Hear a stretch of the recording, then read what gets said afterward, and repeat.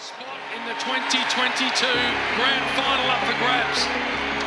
To half forward with the ball. Dangerfield. Eyes only one place. Almost directly in front.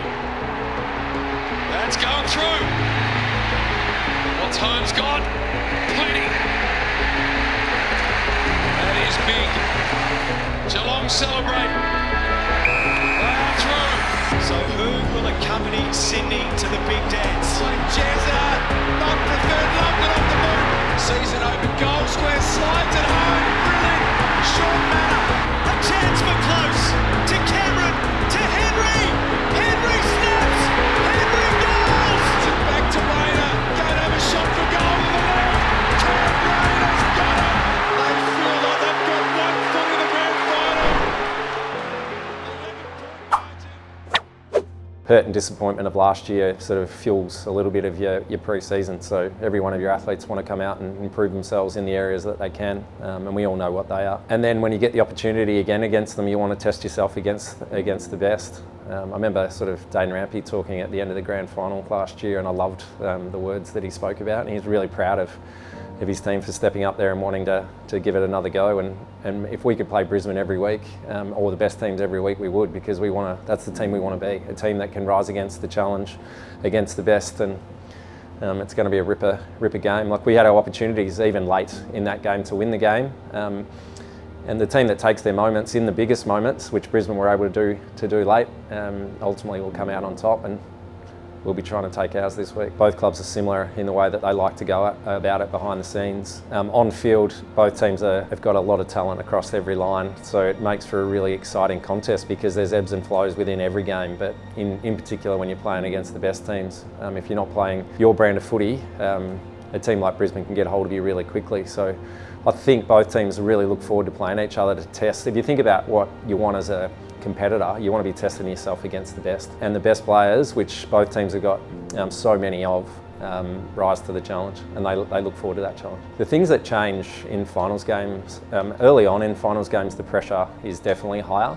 It's not always that way, particularly when there's blowouts later in the game, but if it's a sort of four-quarter effort that you need to win the game, then it certainly is. So your ability to be able to make sure that your players have got amazing fundamentals, and both teams, you think about sort of all the areas that both teams have been really successful. They've had a really great sort of depth and breadth of talent in the team that can stand up and handle the moment. So by that I mean absorb pressure and apply pressure.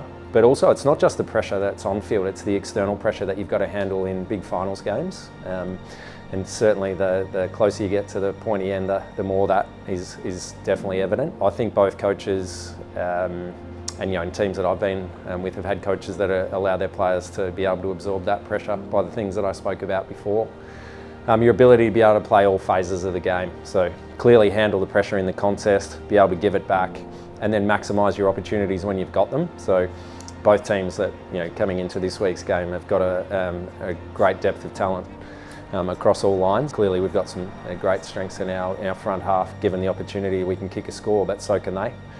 And then on the flip side of that, it's your ability to be able to make sure that you're putting enough pressure on the opposition, turning the ball over enough. So my old coach Lee Matthews used to talk about the 3 phases of the game. In big finals, you need to be equally as good in all of them, or when you've got your dominance in any of them, be able to maximise that. As a player, I used to carry more stress, but it's funny, you talk to, again, my old coach Lee Matthews, I'm sure Scotty does to a certain degree.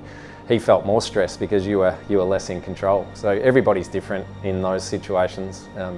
We've got enormous faith in the program that we run here that, as I said before, it gives the players the best chance to be at their best at this time of year. You're playing against quality oppositions, and you're going to have your moments and they're going to have theirs. And it's just, as I said, it's about how you can maximise your opportunities. But I think that's more exciting. I think back to when I was a player. Yes, there was a few nerves, but that nerves was mainly based on the fact that you're excited about playing and didn't want to let your teammates down, but also at the same time you were prepared to and excited for when you got your opportunities. Well, one of the things that I'm most proud about him is it does not matter how this team's going, and we've been fortunate enough to win so many games underneath him, but I think one of the things that we're all proud about him, and he should be proud about this with the way that he conducts himself as well, win or lose, the environment stays the same. I think that's a really good reflection of a person that's got really high IQ, but also emotional intelligence as well. So his flexibility, he never stands still with the way that he wants the team to play. He's always looking for opportunities to how do we maximise our strengths based on the talent that we've got, but also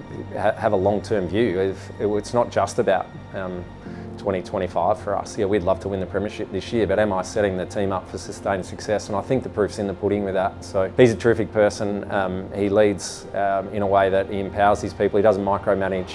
He lets us all back our strengths in, and he guides us in a way that good leaders do, but he creates an environment that we all want to come to work every day. I think there's a few really important things that go into culture, and really when you think about culture, what it is, it's the sum of your people's behaviours, but often that's driven from the top down. So currently, clearly, both Chris Fagan and Chris Scott are doing an amazing job.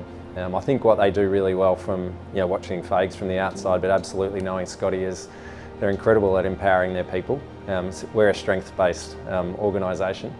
Within that, I know Scotty's very proud of the environment that he creates for the players, making sure that there's enough space and time in the program for them to feel like when they have to step up in the biggest stage with the highest amount of pressure, they're actually looking forward to stepping into that challenge, as opposed to being scared of the opportunity or potentially not quite having the result go your way. And from the outside, it certainly looks like Brisbane are the same. I think one little thing that helps that a little bit is our location. So when you think about Geelong a little bit, being sort of a regional city, you get a lot of opportunities to spend time together, but not just spending time together doing football stuff. Outside activities are the important things here. You can, whether you're living in Torquay or Geelong, the cafes are really close by, so the players spend a fair bit of time together.